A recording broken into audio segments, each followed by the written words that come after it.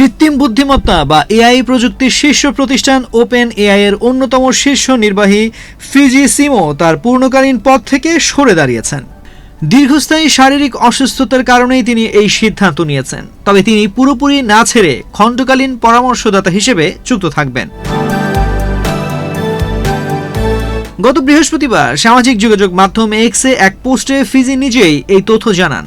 Open এআইতে তিনি CEO of AGI deployment হিসেবে কর্মরত ছিলেন এবং ২০২৪ সাল থেকে প্রতিষ্ঠানটির পরিচালনা পর্ষদের অন্যতম সদস্য হিসেবে দায়িত্ব পালন করছিলেন।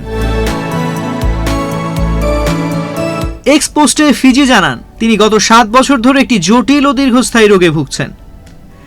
৩ মাস আগে শারীরিক অবস্থার বেশি অবনতি হলে তিনি চিকিৎসার জন্য ছুটি নেন। ছুটি চলাকালীন তিনি বুঝতে পারেন যে পুরোপুরি সুস্থ হতে দীর্ঘ সময় লাগবে এবং এই মুহূর্তে তার স্বাস্থ্যের দিকেই সবচেয়ে বেশি নজর দেওয়া উচিত।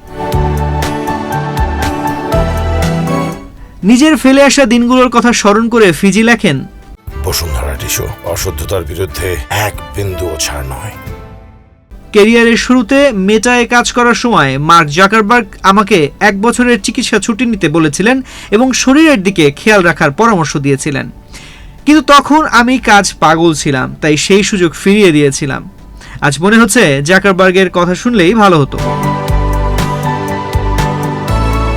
তিনি আরো বলেন, গত কয়েক বছর ধরে রোগী হিসেবে চিকিৎসা ও হাসপাতালের জটিলতা সামলাতে গিয়ে তিনি উপলব্ধি করেছেন যে কৃত্রিম বুদ্ধিমত্তা বা এআই এর সবচেয়ে বড় ব্যবহার হওয়া উচিত চিকিৎসা ক্ষেত্রে, যাতে মানুষের জটিল সব রোগ নিরাময় করা যায়।